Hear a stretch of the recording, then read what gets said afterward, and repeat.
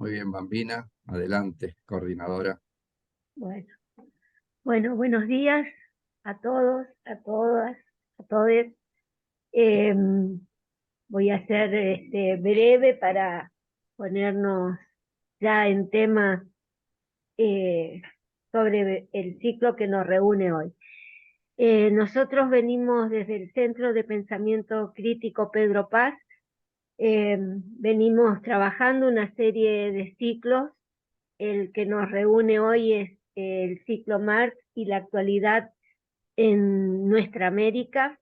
Como siempre decimos, es una trama colectiva, diversa, plural, cuya centralidad siempre está en esta mirada crítica, tensionando los sentidos comunes, las teorías, las disciplinas, y haciendo una provocación, un convite siempre a generar más interrogantes que tener una centralidad en la verdad. Y en esta pluralidad y en esta trama, el ciclo que nos reúne hoy es Mariátegui, Marx y la actualidad en nuestra América.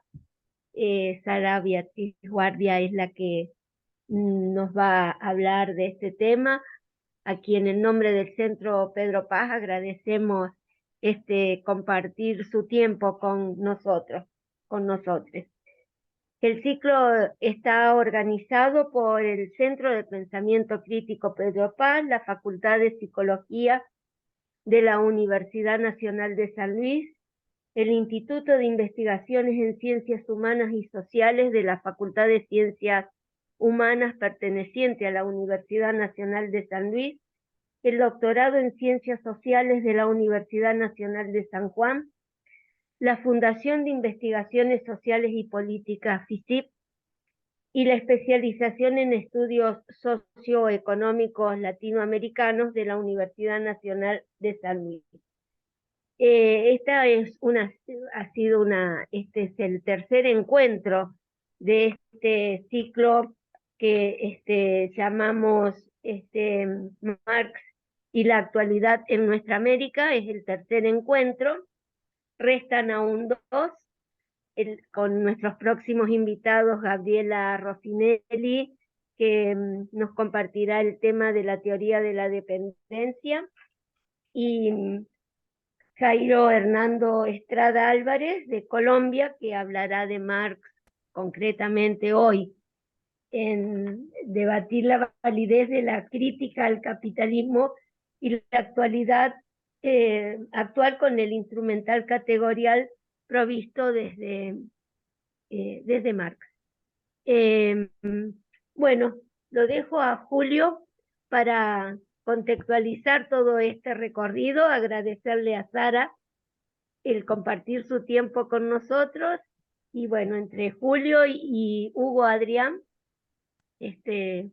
presentarán este convite de hoy. Así que bienvenida, Sara, muchas gracias. Bueno, Julio.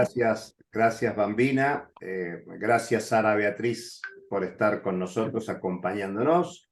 Decir muy brevemente que nosotros queremos discutir la revolución en América Latina y el Caribe. Por eso queremos profundizar el análisis sobre Marx de crítica al capitalismo, y trajimos en un segundo encuentro la experiencia de Haití, que es una revolución previa a Marx, pero que tiene muchos elementos de luchas de las clases subalternas por un proyecto emancipador. Es la primera revolución antiesclavista. Hay que pensar que algunos fenómenos contemporáneos a los de Haití, la revuelta popular de Irlanda fracasada y que llevó a crear en 1801 el Reino Unido. Y por lo tanto, tenemos que ver que la reorganización del sistema mundial, con el Reino Unido a la cabeza de la hegemonía capitalista, encuentra la revolución haitiana contemporánea de la Revolución Francesa. Entonces, lo que traemos a cuenta no es solo el análisis teórico sino las consecuencias prácticas de estudiar las contradicciones del sistema económico, social, político, cultural, y los aportes a una dinámica de transformación profunda de la realidad. Por eso en este encuentro queremos ver a Mariátegui. Mariátegui, el gran traductor de Marx, ya nos lo dirá Sara Beatriz, Mariátegui en América Latina, Mariátegui y el proceso de revolución a comienzos del siglo XX.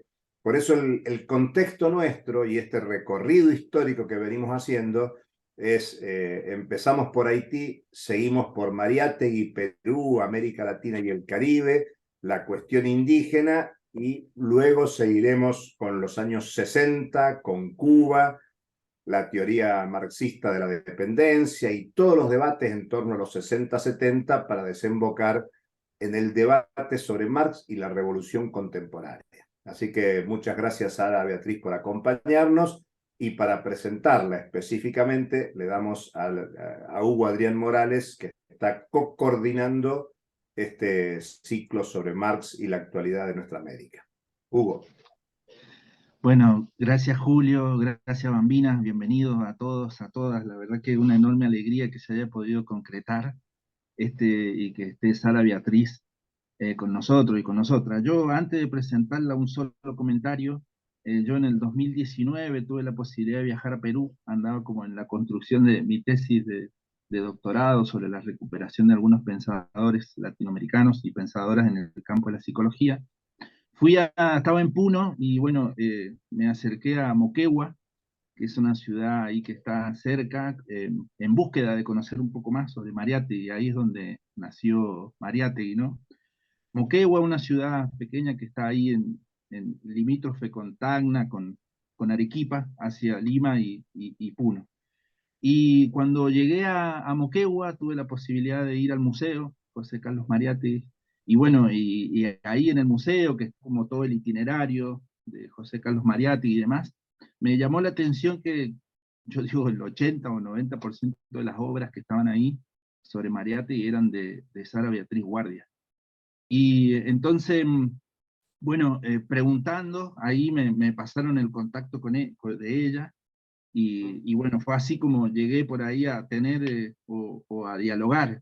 Entonces, yo digo, en lo concreto, eso, la referencia de Sara Beatriz en la obra y pensamiento de José Carlos Mariátegui en Perú, ¿no? Y en Moquegua, donde nació, y después, bueno, la generosidad, porque yo me escribí inmediatamente sin ni siquiera conocerme y empezar a intercambiar, así que también poner en valor eso.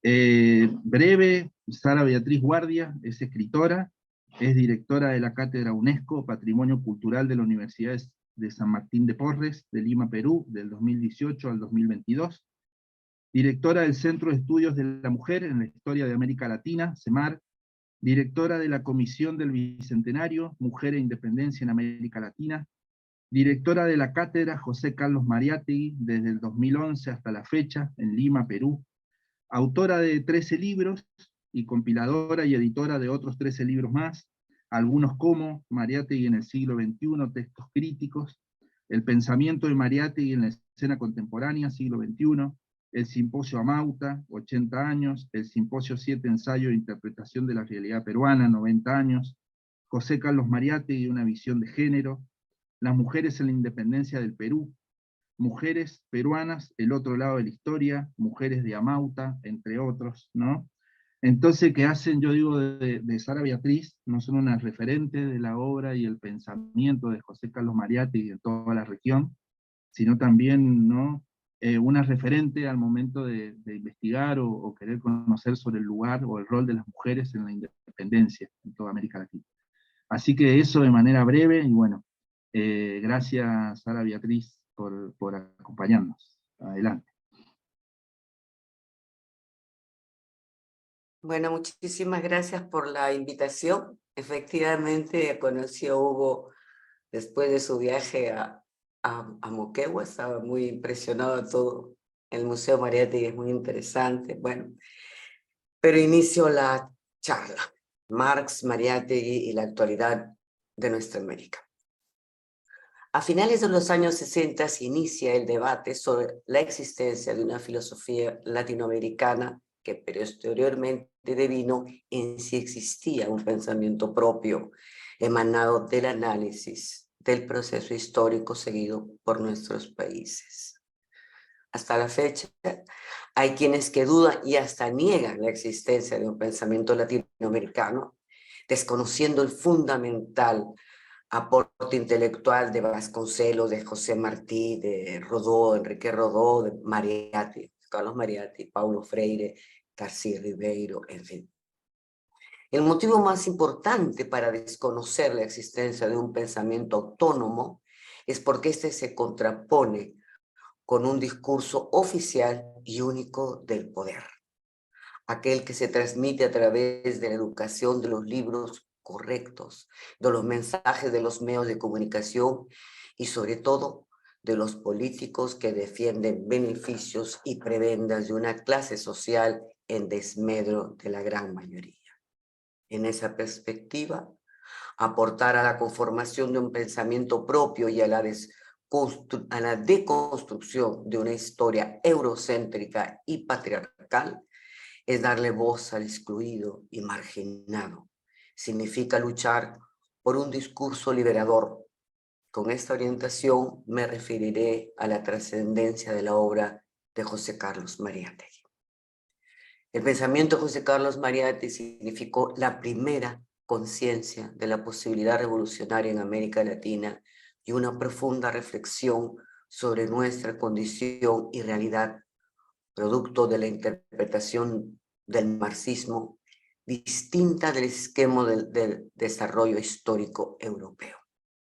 No queremos ciertamente, dice Mariátegui, que el socialismo en América sea calco y copia. Debe ser creación heroica. Tenemos que darle vida con nuestra propia realidad, con nuestro propio lenguaje, el socialismo indoamericano. He aquí una misión digna de una nueva generación. Desde luego, escribe Alberto Flores Galindo, para Mariátegui el marxismo nunca fue una teoría de un juego de conceptos. De esta manera, como señala César Ruiz San Juan, rompió por primera vez con el eurocentrismo dominante en la tradición marxista, al que sucumbió también el marxismo latinoamericano. El eurocentrismo como un concepto que no solamente significa una forma específica de pensar y conocer cómo se desarrolló Europa, sino, cito, se impone en el mundo como la única y legítima perspectiva de conocimiento, excluyendo o subalterizando otras formas de conocer la realidad.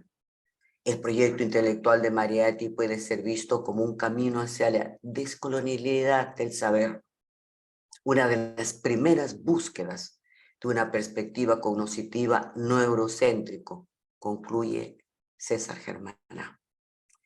En la subversión teórica contra el eurocentrismo, señala Aníbal Quijano, la investigación actual no hubiera podido llegar a percibir que el patrón de poder mundial es precisamente una configuración histórica específica, urdida en torno a dos ejes constitutivos: la idea de raza como fundamento de un nuevo sistema de dominación social, del cual el eurocentrismo es uno de los más eficaces instrumentos.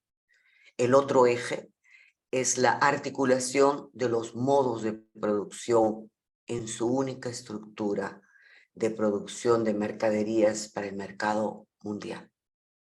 Por ello, la transformación social que plantea Mariátegui incluye aspectos económicos y políticos, pero también abarca los ámbitos de la cultura y de las relaciones intersubjetivas.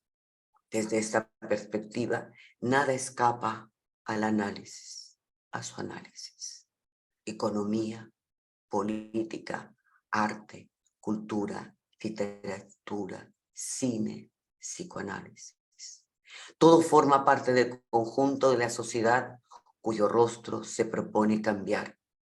Mariátegui no es imparcial ni ajeno a cuanto ocurre a su alrededor.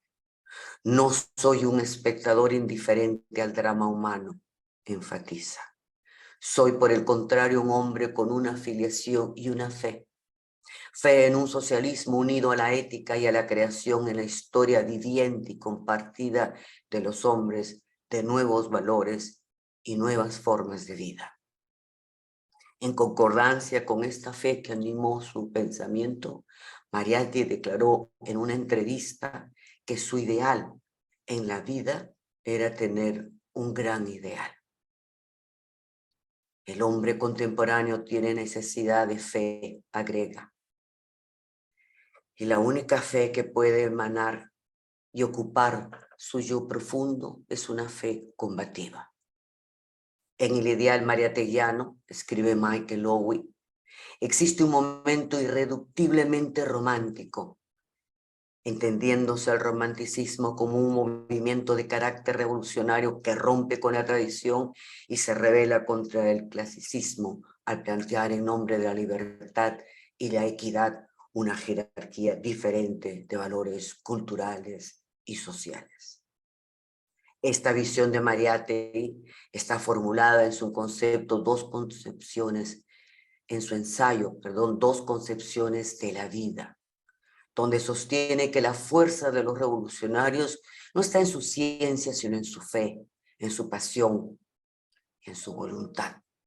Es decir, no se construye una nueva sociedad solo con la ideología, sino también con el sentimiento. La intuición de la vida no asoma exclusivamente en la prosa beligerante de los políticos, agrega. La fuerza de los revolucionarios no está en su ciencia, sino en su fe, en su pasión, en su voluntad.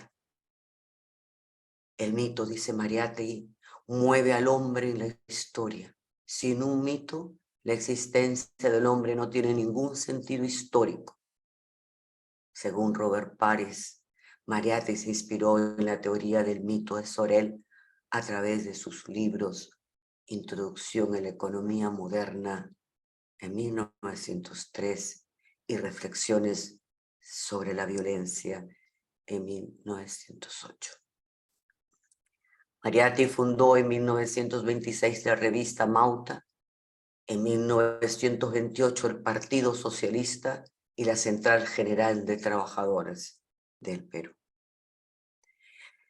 Ese año también publicó su obra 7 ensayos de interpretación de la realidad peruana, iniciando los estudios sociales a través de una profunda reflexión de la realidad nacional y una nueva manera de asumir la historia.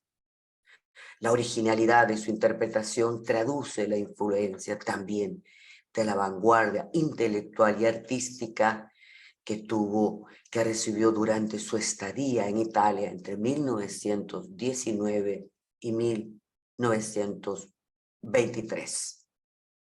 Precisamente cumpliendo los 100 años del retorno de Mariátegui, estamos convocando para octubre de este año a un simposio internacional en la Cátedra Mariátegui.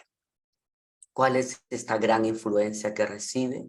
Proviene de Benedetto Croce, de Piero Govetti, de George Sorel, de Antonio Gramsci, de Miguel Unamuno, sobre todo de su libro La agonía del cristianismo, de Sigmund Freud, de Henry Bergson y de manera poco singular de Nietzsche. No en vano, los 7 ensayos está precedido por un pensamiento del filósofo alemán que dice: yo no deseo leer más a un autor del cual se advierte que ha querido hacer un libro. Lee solamente aquellos cuyas ideas se convierten inesperadamente en un libro. Los verdaderos revolucionarios, escribe Mariátegui, no proceden nunca como si la historia empezara con ellos. Saben que representan fuerzas históricas cuya realidad no les permite complacerse con la ultranza e ilusión verbal de inaugurar todas las cosas. Los revolucionarios encarnan la voluntad desde la sociedad de no petrificarse en un estadio, de no inmovilizarse en una actitud.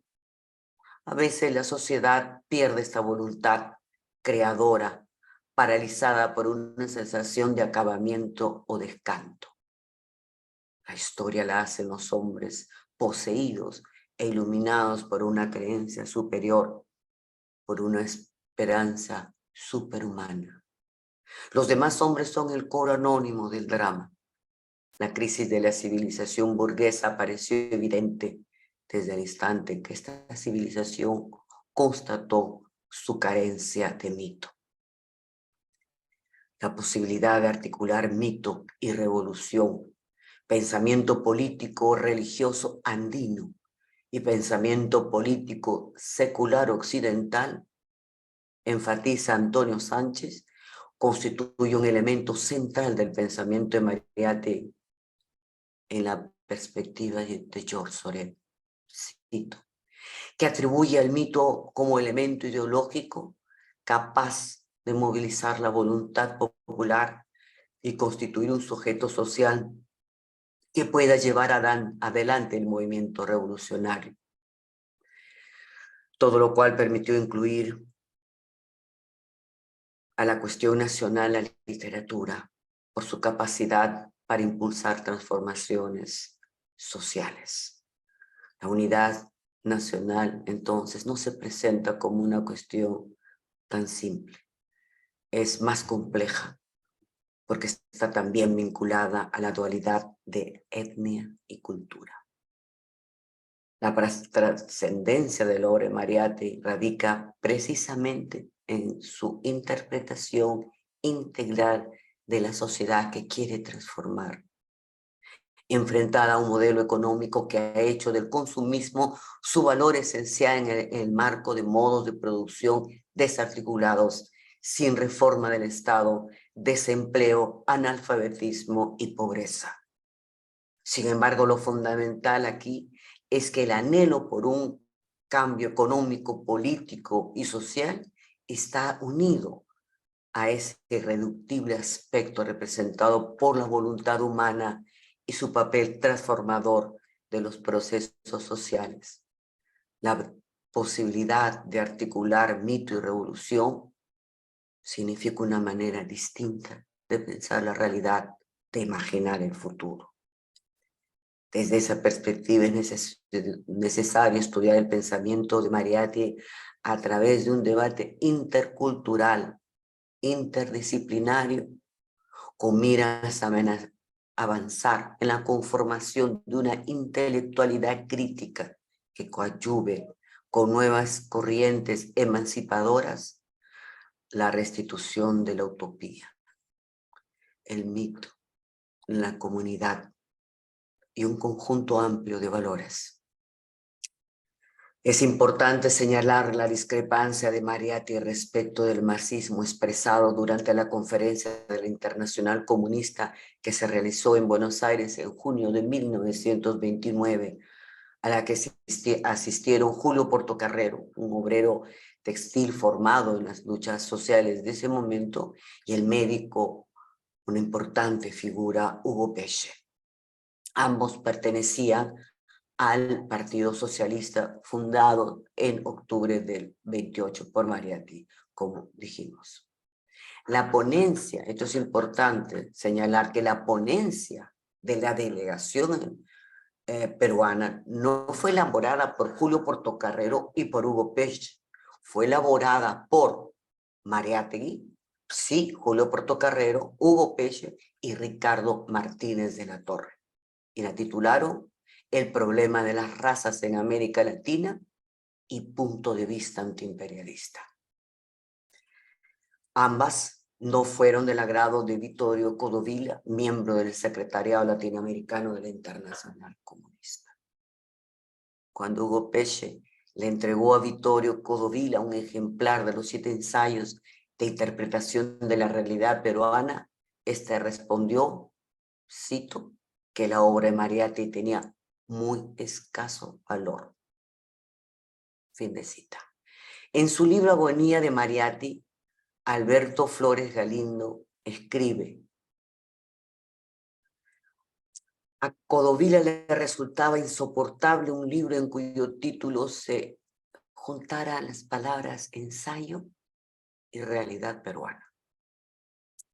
Ensayo implicaba asumir un estilo que recordaba a los escritores de autores burgueses y reaccionarios como Rodó o Enrique Ureña, aparte de implicar un cierto tanteo, un carácter provisional en las afirmaciones. Y evidentemente un hombre como Codovila, así como no podía admitir un error, menos toleraba la incertidumbre.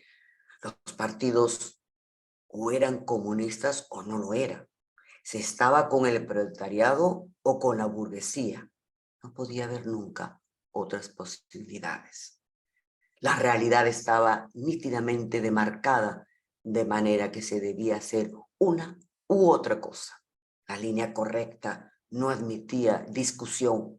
Los ensayos quedaban para los intelectuales.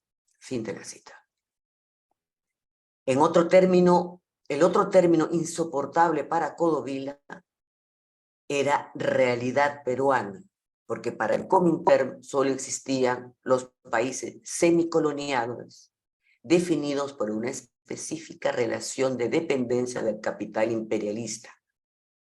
Y era condición, como interpreta José Aricó, la que permitía trazar una táctica y una estrategia definidas a nivel continental. Es decir, no existían las especificidades nacionales. El Perú era igual que México, o la Argentina, o Chile, o Bolivia. De ahí que no fuera necesario indagar por el pasado de cada uno de estos países y que bastara con una aproximación al conjunto del continente. Sucede, escribe Atilio Borón, que la obra de Mariátegui coincide con los años, cito, posteriores a la muerte de Lenin, cuando la Tercera Internacional acentuaba su sectarismo y su dogmatismo bajo la fórmula del marxismo-leninismo ad usum Stalin. En la era de la globalización, de una nueva regulación capitalista y de profundas e insalvables contradicciones económicas, políticas y culturales, ¿cuáles son las bases de esta creación heroica, de este socialismo con rostro propio? Ahora que no es posible ignorar la importancia que reviste la interculturalidad ante la diversidad de etnias, identidades y culturas que coexisten. Ahora que la discriminación a las minorías, el colonialismo, la migración, las desigualdades de género, la dominación patriarcal y la irrupción de nuevas tecnologías ha cambiado radicalmente el panorama. Ahora que la misma sociedad peruana y latinoamericana se mueve saturada de contradicciones en un contexto de crisis de los partidos tradicionales, crisis del modelo neoliberal que excluye a los grandes sectores de la sociedad. Me voy a referir ahora a la trascendencia de los 7 ensayos. Es precisamente en los 7 ensayos que el esfuerzo por conciliar su concepción del socialismo con la realidad nacional cobra notable particularidad. La evolución económica, el problema del indio y el régimen de propiedad de la tierra son analizados en los 3 primeros ensayos. Aquí destaca la formidable máquina de producción de los incas y los lazos de solidaridad de las comunidades indígenas, cito Mariátegui, destruidos por la conquista española y continuada por los políticos del período republicano, teniendo como constantes el despojo de sus medios de producción, la explotación servil de su fuerza de trabajo, la destrucción de sus tradiciones culturales de origen prehispánico y la imposición de otros valores, en particular el idioma y la religión. No olvidemos que después de la insurrección de Tupac Amaru en 1783, se prohibió el quechua. Mariátegui establece un vínculo entre indigenismo y socialismo en el que destaca el papel que cumplen las comunidades indígenas con hábitos ancestrales de cooperación y solidaridad. Aunque no conoció la correspondencia de Marx con los populistas rusos, escribe Adolfo Sánchez Vázquez en una entrevista extraordinaria que le hice en México a este filósofo increíble. Mariátegui señala cierto paralelismo del fenómeno de la comuna rural en Rusia y Perú, con apreciaciones que en algunos puntos se acercan a las de Marx. Por subrayar la potencialidad de la comuna indígena en el proceso histórico hacia el socialismo. No faltó quien le negara la condición de marxista y le atribuyera a Mariátegui la de populista. Pero esta negación carecía de base, tanto en su caso como si se hubiera tratado del propio Marx. Estamos construyendo el país sobre los inertes estragos indígenas y las aluviones de la civilización occidental, señala Mariátegui. La conquista española destruyó el Perú autóctono al extirpar del suelo y de la raza los elementos vivos de la cultura indígena.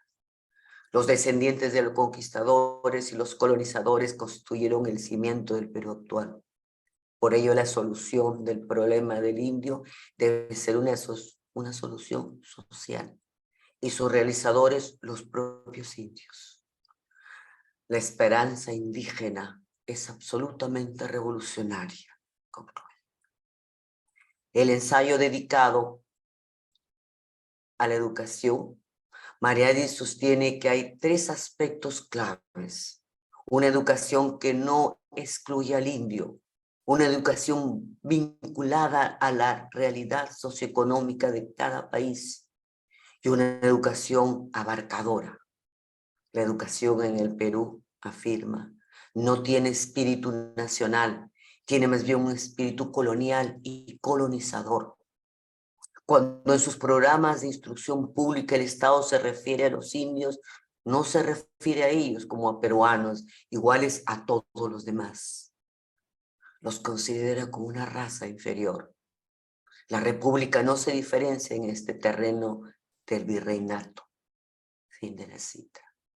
Pero no solo se trata de una herencia cultural, es ante todo una herencia económica y social, puesto que una educación elitista solo es posible si existe una economía de grupos y sectores privilegiados. La educación que propugna Mariátegui forma parte de la tarea de crear un Perú nuevo dentro de un mundo nuevo. No es un asunto aislado de la sociedad ni de la evolución económica, y este es precisamente, escribe Mariátegui, el mayor error que han cometido muchos reformadores al pretender implantar métodos idealistas basados en una doctrina exclusivamente pedagógica. Sus proyectos han ignorado el íntimo engranaje que hay entre la economía y la enseñanza y han pretendido modificar esta sin conocer las leyes de aquella. Se trata de una política educacional que incluye a todos los sectores de la educación sin ningún tipo de exclusión, donde los indios, los pobres y las mujeres estén incorporados. Una educación sin exclusiones y de carácter nacional que requiere y exige una escuela única, porque es allí donde, cito a Mariátegui, se resuelven y se condensan todas las obras, las otras tendencias de adaptación de la educación política y a las corrientes de nuestra época. Fin de la cita. Circunstancial con una democracia social que permita que todas las personas sean libres y tengan los mismos derechos en el acceso a la educación y a la cultura. Al respecto, Mariátegui cita los aportes fundamentales del Congreso Internacional de Estudiantes de México de 1921, en el que se acordó la participación de los estudiantes en el gobierno de las universidades. la autonomía universitaria, la reforma del sistema docente mediante el establecimiento de la docencia libre y la asistencia libre de los alumnos, también la revisión de los métodos y del contenido de los estudios, y la extensión universitaria como medio de vinculación de la universidad con la vida social. El ejemplo más representativo de esta vinculación fue la creación de las universidades populares en América Latina, calificadas por Mariátegui como episodios de revolución intelectual, porque fueron concebidas con un criterio diferente a los tímidos tanteos de extensión universitaria. Acá en el Perú, él llegó a conformar y a dictar un curso en la Universidad Popular. De la universidad salieron estudiosos de economía y sociología, cito a Mariátegui, que han puesto sus conocimientos al servicio del proletariado, dotando a este en algunos países de una dirección intelectual de la que antes había generalmente carecido. Fin de la cita. Para Mariátegui, los más entusiastas promotores de la unidad política de América Latina fueron los líderes de la reforma universitaria, otro de los signos de la realidad de una nueva generación. También cobra importancia en los 7 ensayos el capítulo seguido por el proceso de la literatura peruana. Aquí Mariátegui declara enfáticamente: en la historia de nuestra literatura, la colonia termina ahora, 1928. El Perú hasta esta generación no se había aún independizado de la metrópoli. Algunos escritores habían sembrado ya los gérmenes de otras influencias, pero todavía duraba la fundamental del colonialismo, el prestigio intelectual y sentimental del virreinato. Hoy la ruptura es sustancial. Es en este contexto, en este periodo de 1920 a 1930, que surgió la vanguardia literaria con un discurso diverso, heterogéneo, complejo, pero con una postura común: modernidad y rechazo al discurso colonial. Y estos movimientos se expresaron significativamente en grupos de estudio, no es solo en Lima, sino en todo el Perú, como el Grupo Colónida, dirigido por Abraham Valdelomar, sí, en Lima; el Grupo Ortopata del Sur Andino, conducido por Gamaliel Churata; y el Boletín Titicaca en Puno, dirigido por ambos, por Churata y por Alejandro Peralta. También me quiero referir a otra parte sustancial del pensamiento de Mariátegui, que es la defensa de los derechos políticos y sociales de las mujeres. Entre 1920 y 1930, Mariátegui escribió 21 artículos sobre la mujer, abarcando temas de variada índole. Escribe sobre el amor y la sexualidad, reflexiona en torno a la escritura femenina, el feminismo y la política. En 1924 califica como uno de los acontecimientos sustantivos del siglo XX la adquisición de la mujer de los derechos políticos del hombre, y señala que la mujer ha ingresado a la política en el Parlamento y en el gobierno. Aspecto sustantivo, como así lo califica, porque el reconocimiento de los derechos de la mujer guarda relación con la defensa de la autonomía de las personas. Amauta, la revista fundada por Mariátegui en 1926, fue el primer espacio donde las mujeres pudieron publicar sus poemas y escribir sobre los hechos que convulsionaban la vida política de entonces, o para referirse a los libros, a la música y al cine de entonces. Es la década de la posguerra y del triunfo de la Revolución Rusa. En México caen asesinados Pancho Villa y Emiliano Zapata. Sandino lucha en Nicaragua. Gandhi se prepara a liberar la India y los fascistas marchan a Roma. En el Perú, las intensas jornadas obreras por las 8 horas dan lugar a la organización proletaria. Surgen corrientes libertarias y artísticas de expresión genuinamente nacional. Las mujeres conquistan el campo literario y político. No piden permiso para ser escuchadas, proclaman su derecho a ser escuchadas. Cambian el suave vals por el charleston. Se cortan los cabellos y se despojan de sus largos trajes. El movimiento político y social que significó Amauta tuvo un complemento femenino indiscutible. Esas mujeres que se enfrentaron a los convencionalismos de la sociedad limeña de entonces por lograr un espacio, adhirieron decididamente el socialismo y el proyecto marieteguiano con un discurso definido y estatura propia. En conclusión, la tarea pendiente que tenemos es colocar en el centro del debate la integración de los países de América Latina, la construcción de naciones multiétnicas y multiculturales, naciones con políticas económicas y educativas que abarquen a todos los ciudadanos en igualdad de condiciones de desarrollo con justicia social y equidad, lo que significa comprender y conocer nuestra historia, y asumir que la cultura es uno de los bastiones más importantes del poder. La burguesía, señala Mariátegui, es fuerte y opresora, no solo porque detenta el capital, sino también porque detenta la cultura. Fin de la cita.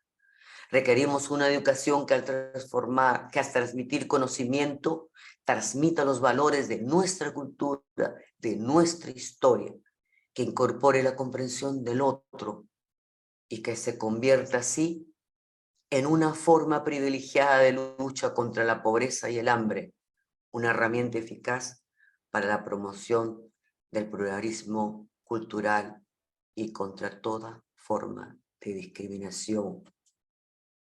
Gracias. He terminado.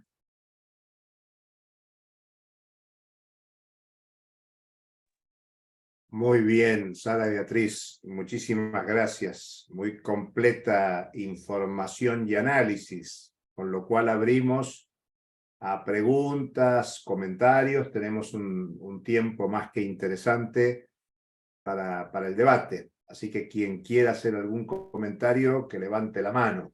Y mientras alguien piensa, se anota, yo voy con mi primer comentario. Me parece muy útil y completo, querida Sara Beatriz, tu informe. Y yo quiero detenerme en un par de aspectos. Uno primero, el viaje a Italia. Bien decís, 1919-1923. Hay que pensar que un gran acontecimiento de la revolución es el bienio rojo 1919-1920, que tiene a Gramsci como gran protagonista, junto con otros, por supuesto, en Turín, y con la gran experiencia que representa Gramsci para el debate político, cultural. Digamos que Gramsci es un personaje muy parecido a Mariátegui. Tienen como una sintonía intelectual, política de construcción, y hay que recordar que Gramsci polemiza en medio del bienio rojo contra la conducción partidaria de su tiempo. El Partido Comunista va a nacer luego, en el 1921, pero esos debates políticos de cómo se construye sujeto para la transformación es de una inmensa inspiración para Mariátegui cuando va a rescatar esto de Nical Coricopia, porque claro, ya se ha producido la Revolución Rusa, y por lo tanto en esa polémica que rescatás contra Codovila hay una polémica de no copiar, de no asumir una única receta de camino de la revolución. Y ese es mi segundo comentario. Vos mencionaste la influencia de Sorel en Mariátegui. Y claro, el mito para Sorel era la huelga general y para Mariátegui la revolución socialista. Esto es muy importante. ¿Por qué es muy importante? Porque en ese debate de 1929, que bien señalás, que se anunciaba en una ciudad y se hace en otra, es una reunión entre Montevideo y Buenos Aires para engañar al enemigo, digamos, donde Mariátegui no participa, pero su texto es fundamental, y el texto de Mariátegui discute con la tesis de la Tercera Internacional, discute con la tesis de los partidos comunistas de América Latina y el Caribe, que planteaban la revolución democrático-burguesa. Esa era la estrategia de revolución. Y Mariátegui estaba con el mito de la revolución socialista. Por lo tanto, la perspectiva de Mariátegui, hay que pensar muy bien, Marcás, este es el año del centenario del regreso de Mariátegui, pero a 100 años casi de aquel debate, tenía mucho más sentido el planteo de la revolución socialista que el de la revolución democrática, agraria, antiimperialista que planteaban los partidos comunistas. O sea que esto que señalas de los 7 ensayos y la interpretación de la realidad peruana, que contacta con tu cierre, el desafío de la integración de los pueblos de nuestra América y pensar una perspectiva regional es muy importante. La especificidad nacional y la especificidad latinoamericana y caribeña. Por eso es muy importante el rescate de Mariátegui, porque tiene que ver con estrategias de revolución, de práctica de revolución, de sujetos de la revolución. Y la tercera cuestión que quiero destacar, muy importante que señalás, es el tema de la comuna indígena, que claro, Mariátegui no conocía los textos de Marx, pero que es muy importante recoger a Marx en sus reflexiones sobre la comuna rusa y a Mariátegui sobre la producción indígena tradicional, que claro, con la conquista todo eso fue para atrás y hoy es programa de transformación contemporánea, de debate actual. Y cierro destacando mucho la recuperación que haces en el análisis de los ensayos, el tema de la reforma universitaria, porque la reforma universitaria tuvo en Argentina, Córdoba precisamente, en Lima y en Cuba, 3 territorios muy importantes que mostraban este debate cultural, ideológico. Así que creo que has hecho un recorrido más que interesante para demostrarnos que Mariátegui tenía plena validez hace un siglo, pero que hoy esos aportes siguen teniendo plena y absoluta validez. Bueno, Enrique, adelante. Mientras otros quieran hacer preguntas o comentarios, por favor levanten la manito o pidan la palabra. Bueno, muy bien. Muchas gracias, Sara Beatriz. Más que interesante, y tendremos que leer tu ponencia detenidamente. 2 consultas, más que nada tu opinión al respecto. Una es que nos cuente qué es Mariátegui hoy para Perú. Pregunto esto porque en viajes que he hecho a Ecuador, yo tenía la misma curiosidad, por ejemplo, con Agustín Cuevas. Y la sorpresa es que en librerías, en lugares, era un desconocido. Quería saber esto, a ver cuál es tu opinión. Y lo segundo, ya al concluir vos afirmas algo interesante que también me interesaría por tu trayectoria, por tu formación, alguna opinión al respecto. Vos dices, la burguesía es fuerte y opresora, maneja la cultura. Bueno, nosotros estamos muy interesados en este tema de la cultura, la educación. Bueno, un párrafo adicional al respecto sería muy interesante. Muchas gracias, Sara Beatriz. Bueno, me parece importante la reflexión que ha hecho Julio, porque ha tocado 2 o 3 ejes que creo que deberíamos analizarlos y pensarlos más y discutirlos más, ¿no? Esta relación de Gramsci con Mariátegui en aspectos sustantivos, ¿no? Y en fin, otros aspectos que tomo nota y creo que deberíamos centrarnos y que deberían participar en este simposio que estamos organizando para octubre de este año en Lima. Les enviaré lo que hemos avanzado en la Cátedra Mariátegui. Hace un par de años, en 2021, hicimos José Carlos Mariátegui, el pensamiento de Mariátegui en la escena contemporánea, porque él escribe su libro La escena contemporánea en un momento que hay el ascenso del fascismo, la crisis del capitalismo. Entonces queríamos comparar, estudiar comparativamente esta escena contemporánea en el siglo XXI. ¿Hay un ascenso al fascismo? ¿Hay una crisis del capitalismo? O sea, hay una serie de preguntas que nos hemos respondido en un libro que, bueno, no solo los puedo enviar porque tienen 700 páginas, pero en PDF lo pueden leer y podemos ver. Y respecto a tus 2 interesantísimas preguntas, ¿qué es Mariátegui ahora en el Perú? Esa es tu primera pregunta, ¿verdad? Sí, efectivamente. Pues me dejas en silencio. Porque, mira, te explico. ¿Qué cosa es Mariátegui? Mariátegui se enfrenta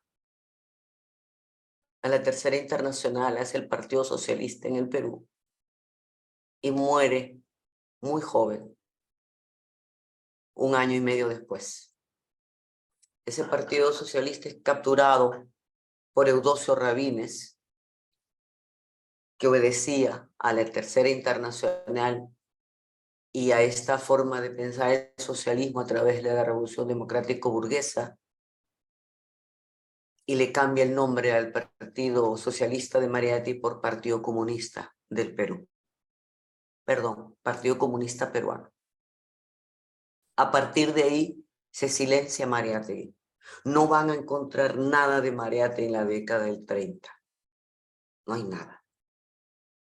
Ha habido un golpe militar, además, hay una situación política muy difícil. Entonces, simplemente es ese Partido Comunista que Mariátegui se equivocó, entre comillas, y le puso socialista. Y Eudosio Rabines, que después se descubre que fue agente de la CIA, es el que le cambia el nombre y es el que obedece a la Tercera Internacional. Mariátegui se silencia hasta que son los hijos de Mariátegui en la librería Minerva, que tiene Mariátegui, es que empiezan poco a poco a reproducir sus libros. Si ustedes entran a la Cátedra Mariátegui van a encontrar libros, hagan clic y van a encontrar toditos los libros y en el proceso que fueron publicados. Y ahí te vas a dar cuenta cómo esto recién empieza a finales de la década del 40. Y siempre con ese signo de Mariátegui, del Partido Comunista. Y el Partido Comunista y comunista. Entonces, si hay una represión, es comunismo. Es Mariátegui. Relacionando un pensamiento que no fue de él. La década del 50 es también un golpe militar de Odría. Odría deporta a todos los intelectuales. Mariátegui sigue siendo el comunista y el desconocido hasta, yo digo, finales de los 50, ¿no? Que empiezan en el 60 ya se empiezan a publicar libros sobre Mariátegui desde otra lectura, digamos, finales de los 50. Esto no ha sido fácil, o sea, ha sido todo un tránsito, los 70, 80 libros, hasta el año, en 1992, un amigo de mi padre, porque mi padre es un filósofo marxista deportado y perseguido, Entonces muchas personas que eran mayores, con las que yo era difícil que podría haber tenido una relación, pero la teníamos por mi padre, porque eran amigos de padre y los había visto en la casa. Alberto Tauro del Pino viene un día a mi casa y me dice, hemos creado la comisión del centenario de Mariátegui, 1994.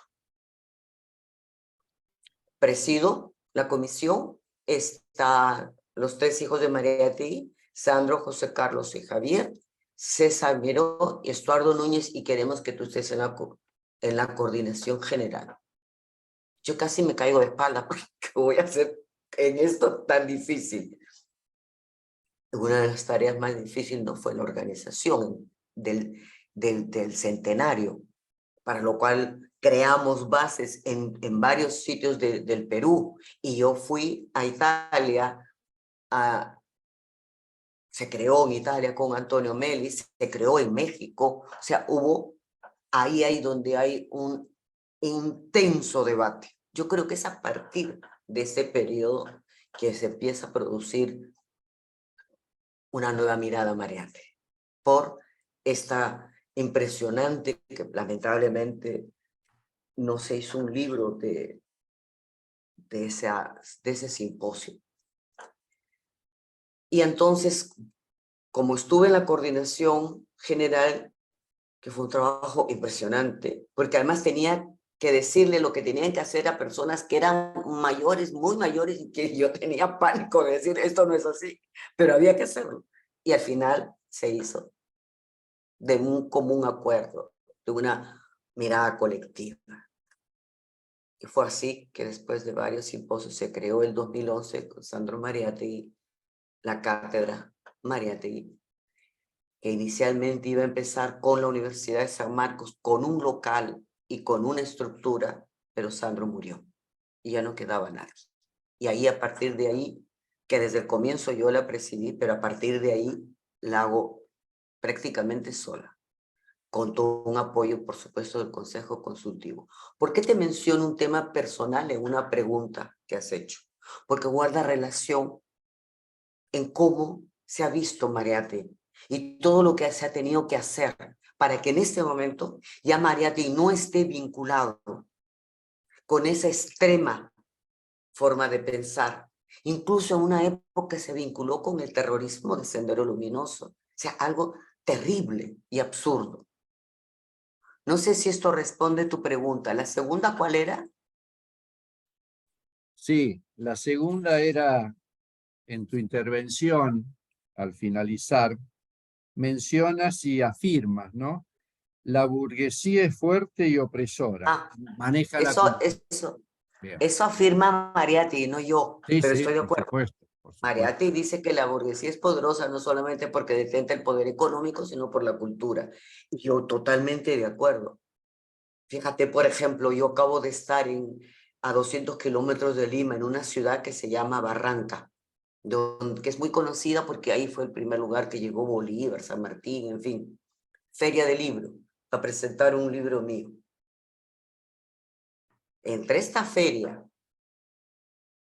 y las ferias impresionantes, con todas las editoriales, que no estoy en desacuerdo, con precios elevadísimos, que de alguna manera la llevan unas cámaras y unos grupos que también detentan poder.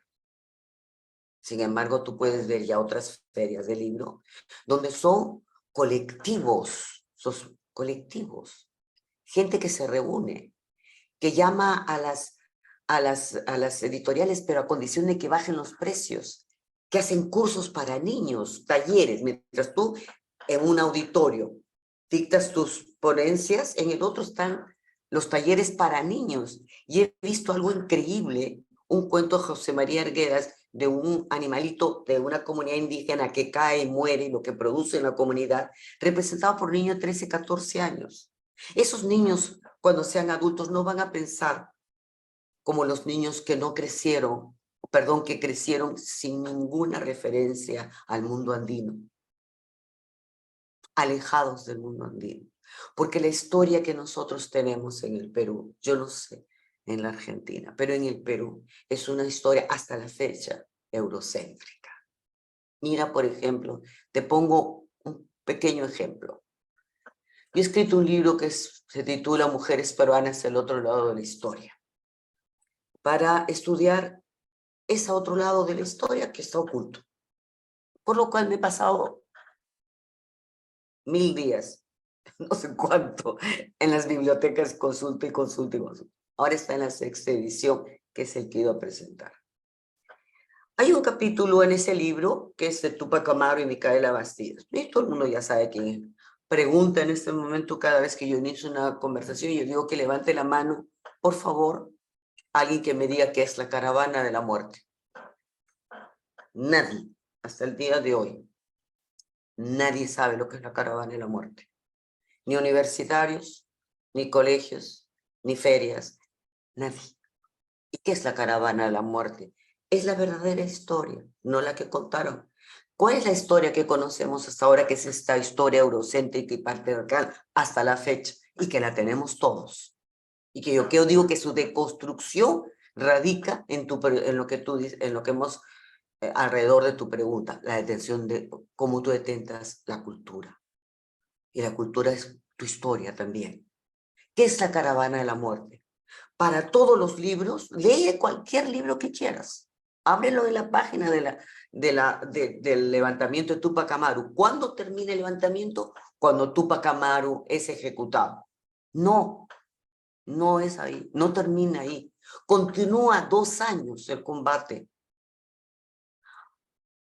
Hasta que 2 años después se recibe una orden de España, que no quede sangre de una gota de sangre de esa generación. ¿De quién? De Túpac Amaru. Y entonces 95 mujeres, familiares, descendientes, o que habían participado de alguna manera, 75 mujeres y 15 niñas, son obligadas a caminar desde el Cusco hasta Lima, hasta el Callao, hasta la fortaleza del Real Felipe, que está en el Callao, para de ahí ser deportadas en el buque Pedro Alcántara a México. No llegó ninguna. Cientos de kilómetros a pie, sin zapatos, sin comida. ¿Saben lo que es el Cusco hasta Lima? Caminando. Murieron todas. Llegaron al Real Felipe 4 o 5. Una murieron, una le embarcaron en el barco y murió a las 2 o 3 horas. O al día, si quieres. ¿No debería ser ese un estudio para los escolares? ¿No debería completarse que esta insurrección abarcó hasta esa fecha y terminó de esa manera? ¿Por qué concluye cuando él es derrotado? Porque es la historia eurocéntrica. Otra cosa es, entonces yo propugno el estudio de una nueva historia en el contexto de tu pregunta. Si tú no solamente tiene el poder, el que tiene el poder económico, es el poder de la educación, de la cultura, de la historia, de la enseñanza. Es la transmisión de ese pensamiento. Es lo que tú le estás transmitiendo a tu entorno, a tus hijos, a tus estudiantes. Tan importante como la formación para mí de un colectivo que lucha, para mí es tan importante eso. Y quizás, bueno, sí, muy importante. Gracias, Sara Beatriz. Gustavo Minaya está levantando la mano. Adelante. Estimados amigos, muy buenos días. Primeramente, saludar la exposición de Sara Beatriz Guardia. Bueno, ingresé ya cuando había comenzado, pero me pareció muy interesante la parte en la que tuve la oportunidad de poder apreciar. Y yo solicité la palabra porque quería un poco contribuir también en el sentido de qué significa Mariátegui para los peruanos de hoy. Miren, Mariátegui, como sabemos, creó en el año 1928 el Partido Socialista, como muy bien ha sido desarrollado por la expositora. Pero en el año 1929 también generó la herramienta de la defensa de los derechos laborales de los trabajadores, que es la Confederación General de Trabajadores del Perú, la CGTP, una organización sindical viva hasta estos años, que luego de su fundación y con la dictadura del entonces general Sánchez Cerro por los años 30, tuvo que pasar a la clandestinidad, fue justamente perseguida, los dirigentes fueron perseguidos, y luego de varios años, ya en los años 60, pudo reconstituirse, ¿no? Y seguimos en el trabajo, justamente bajo esos postulados de José Carlos Mariátegui, inculcando a la clase trabajadora peruana los lineamientos, las enseñanzas de José Carlos Mariátegui, ¿no? Pero aquí hay que también señalar lo siguiente. En los años 90 en nuestro país, a raíz de la asunción de un gobierno dictatorial que impuso una política de derecha, ¿no? Y su modelo neoliberal a través del sistema capitalista, impuso también una ideología que inteligentemente, hay que decirlo, la fue inculcando y la fue imponiendo desde los colegios. Antes Mariátegui se enseñaba en los colegios las obras de Mariátegui. Quien no ha leído los 7 ensayos de interpretación de la realidad peruana en los colegios, también en las universidades. Pero todo esto ha sido prácticamente desterrado de la currícula, desterrado de las universidades, bajo el estigma justamente de lo que se ha hablado, ¿no? Del terrorismo. Se quiere confundir el pensamiento de Mariátegui con el pensamiento violentista, con el pensamiento terrorista. Todo aquel que tiene sus obras o que lee sus obras, incluso en algún momento fue encarcelado, fue perseguido. Ahora quizás no tenemos esa realidad, pero estamos en la asunción nuevamente de un gobierno fascista por su corte discriminador, racista y criminal, y que ya todos ustedes saben cuál es la realidad de los últimos tiempos, con 70 muertos para poder mantenerse en el poder. Entonces, se ha querido imponer toda una ideología y toda una forma de poder gestionar el gobierno de nuestro país bajo la satanización y la estigmatización también de la ideología, no solamente de Mariátegui, sino de los pensadores de izquierda, los pensadores socialistas en nuestro país. Pienso yo de que todavía hay mucha esperanza de poder construir lo que Mariátegui decía, un Perú nuevo dentro de un mundo nuevo, y haciendo escuela también de lo que él señalaba, ¿no?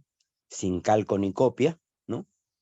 Conocer las experiencias positivas de otros países, de otras regiones, pero no perdiendo de vista nuestra propia realidad, ¿no? Como por ejemplo saber y estudiar, y quizás aquí la consulta también para nuestra expositora, ¿por qué todos los países de la región han transitado ya por gobiernos progresistas, de corte popular, socialista incluso, y el Perú hasta ahora no puede transitar por esa ruta?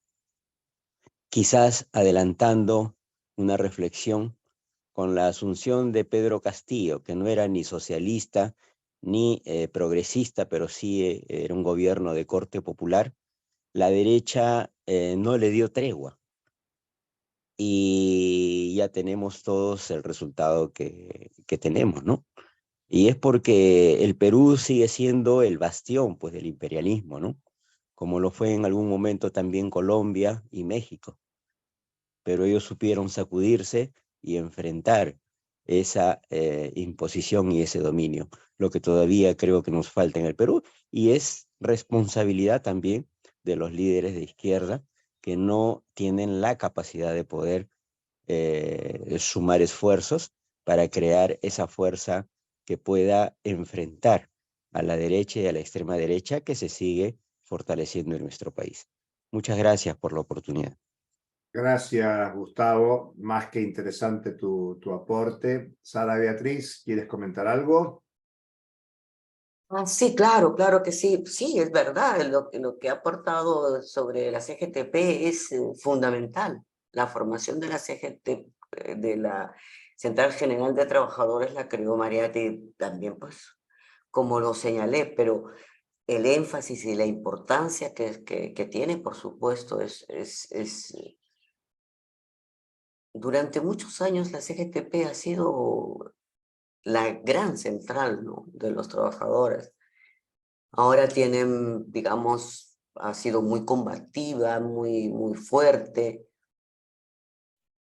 Y sí, estoy de acuerdo con que fue muy importante el pensamiento de Mariátegui en la formación obrera, sindical, por supuesto.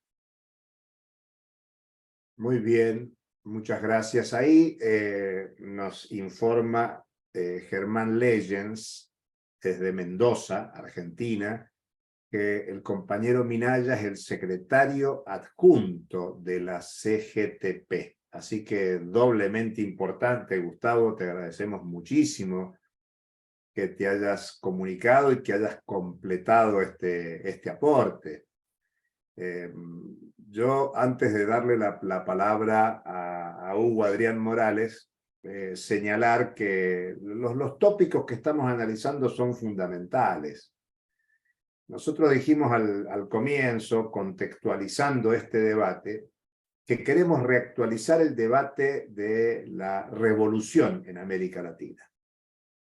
Y esa es la importancia de Mariátegui. Yo creo que Sara Beatriz lo dijo de entrada, cuando recuperó la gran frase de Mariátegui, que es ni calco ni copia, creación heroica. Y eso es muy importante, porque lo que está en discusión es si es posible pensar en términos de revolución. Muchos nos señalan, esto es un tema histórico, de que es imposible ir en contra del orden capitalista contemporáneo. Y creo que, escuchando la conferencia de Sara Beatriz, cuando nos habla de los distintos ensayos, nos habla de la educación, nos habla de la cultura, cuando nos habla del tema de la discriminación de género y los aportes de Mariátegui en ese plano, está claro lo que trae el patriarcalismo, el racismo, el capitalismo. Las consecuencias son dramáticas. Y por eso yo destacaba el debate que tenía Mariátegui en 1929 con la Tercera Internacional, que era clave, y que incluso se escondió deliberadamente la tesis de Mariátegui, porque lo que Mariátegui nos estaba planteando hace 100 años, hace un siglo, que el rumbo en contra del capitalismo era el socialismo, desde el punto de vista de creación heroica, no copiar la Revolución Rusa, no copiar ninguna experiencia, pero si en Italia el bienio rojo se había destacado por los consejos de fábrica, se había destacado por la participación de los trabajadores desde la lucha en asumir la producción de manera directa, evitando la intervención del patrono privado, empresario, y asumir la producción en manos de las propias trabajadoras, de los propios trabajadores, estaba mostrando un rumbo muy creativo, una traducción histórica al territorio latinoamericano, sobre todo incluyendo lo que significa la cultura indígena originario para los países andinos. Que hay que tener en cuenta que en el caso argentino, por ejemplo, y como se mencionó a Codovila, en Argentina la presencia indígena es mucho menor por el genocidio que se desarrolló en el territorio argentino, como en otros territorios de América Latina y el Caribe, algo que no aconteció en los países andinos, especialmente en Bolivia, en Perú, y por eso la importancia que tiene incluso la pregunta con que terminó Gustavo, Minaya, más que interesante, que es para debatir sobre los gobiernos progresistas, llamados de izquierda, neodesarrollistas o como se los quiera llamar, y él se preguntaba por qué no en Perú. Bueno, yo me animo a decir, Gustavo, que la clase dominante en el Perú, y muy bien señalas, en la década del 90, con el gobierno de Fujimori, consolida una estrategia de poder que es lo que hace al éxito, entre comillas, del orden económico peruano. Fíjate que en muchos análisis contemporáneos se habla de la crisis política de Perú, no de la situación económica, porque es una situación económica estable, donde el poder económico transnacional y local sigue haciendo negocios muy importantes y tiene una relativa estabilidad monetaria, financiera. Por eso me parece que la discusión hoy en América Latina es la estabilización del poder. Por eso desestabilizan, el caso de la desestabilización argentina con la inflación es muy importante. La de Cuba y la de Venezuela son los 3 países de más inflación en América Latina y el Caribe, Argentina, Venezuela y Cuba.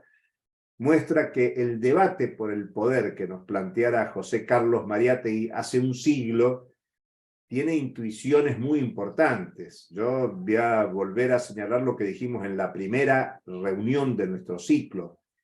La gran importancia de Marx es la crítica al capitalismo de época. Y con Marx, con Mariátegui, incluso con la mediación de la revolución haitiana, que mencionamos en el último debate, lo importante es la crítica del capitalismo contemporáneo. Y por eso Mariátegui tiene plena vigencia hoy, tomando en cuenta las consideraciones de época, por supuesto, los tiempos actuales, los desarrollos del capitalismo, pero aquellos 7 ensayos de Mariátegui son inspiración para seguir pensando. Nosotros rescatamos mucho en la FISIP, escribimos a fines del siglo pasado un libro a propósito de la recuperación de Mariátegui. Lo hicimos desde la Argentina, en polémica con la tradición vulgar del marxismo en Argentina, recuperando a Mariátegui, y rescatábamos esto del mito. Si hace 100 años para Mariátegui el mito era la revolución socialista, el movimiento obrero tenía que levantar la revolución socialista, el movimiento popular tenía que levantar la revolución socialista. Bueno, eso es más que necesario, más que actual en estos tiempos del siglo XXI. Con lo cual, Sara Beatriz, e incluso Gustavo Minaya con su complemento, realmente de mucha utilidad para nuestro debate. Así que si no hay más comentarios, yo le pasaría al compañero Hugo Adrián Morales para que, así como inició la presentación de Sara Beatriz, haga el agradecimiento y cierre de este debate. Adelante, Hugo. Gracias, Julio. Bueno, gracias. Bueno, sí, agradecer, la verdad que la generosidad a Sara Beatriz por traernos todas estas reflexiones, por el tiempo. Además sabemos que es muy tempranito el horario en Perú, así que agradecerte, Sara Beatriz. Yo me quedé pensando que Mariátegui es como muy disruptivo en un montón de aspectos, ¿no? Es como muy provocador y creo que problematiza en un montón de aspectos. Yo lo pensaba en el ámbito académico, por ejemplo. Es difícil ubicar a Mariátegui porque él, yo digo, tiene una ruptura con el pensamiento disciplinar, ¿no? Entonces yo creo que, por ejemplo, en mi caso, que vengo del campo de la psicología, hay una ausencia, y sin embargo Mariátegui tiene una profundidad en el análisis de cómo estos modos, ¿no?, de poder culturales inciden en los procesos de subjetivación. Sin embargo, pero y así, por decirlo, yo digo, entonces, yo digo, no solo es como profundamente incómodo y desobediente en sus argumentos, sino también en su posición, ¿no?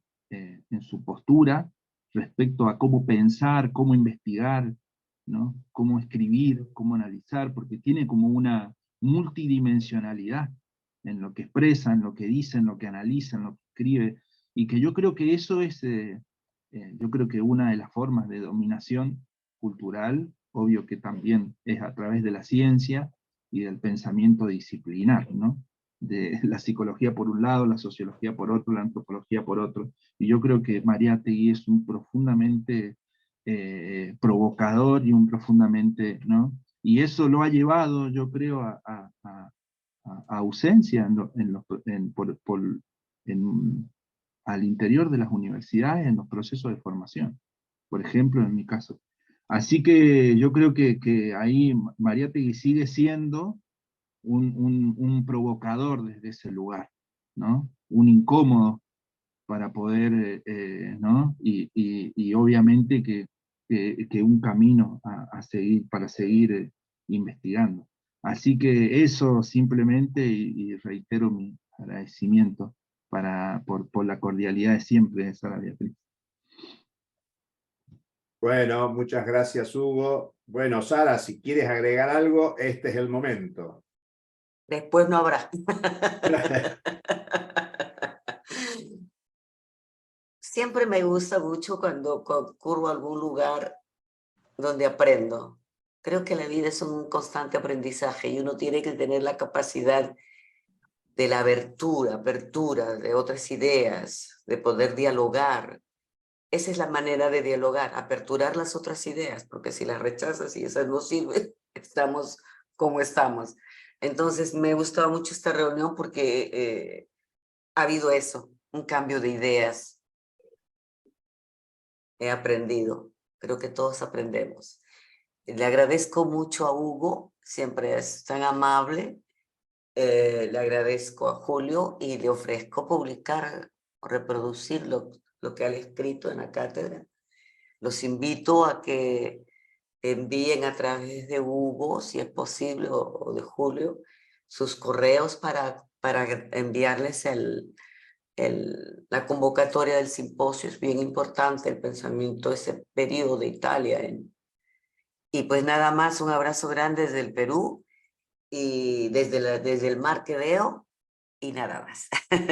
Bueno, muchas gracias, Sara y Beatriz. Quedamos en Gracias. aguardo de la convocatoria para el seminario de octubre y veremos de qué manera poder participar, enviarte alguna colaboración, mantener y profundizar este diálogo que empieza ahora de esta manera, que empezó con ese contacto personal con Hugo Adrián, pero que queremos transformarlo en más institucional, entre las organizaciones que llevamos adelante el ciclo y la cátedra Mariátegui.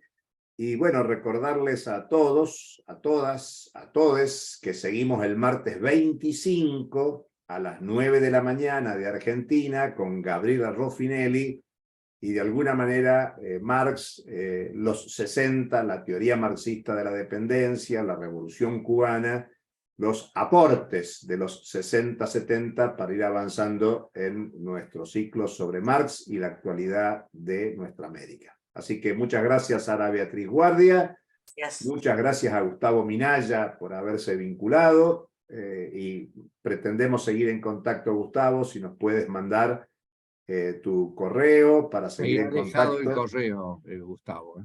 Perfecto, ahí mantendremos el contacto. Así que un gusto muy grande. Saludamos a todos y nos encontramos el próximo 25 de nuevo. Chao, gracias.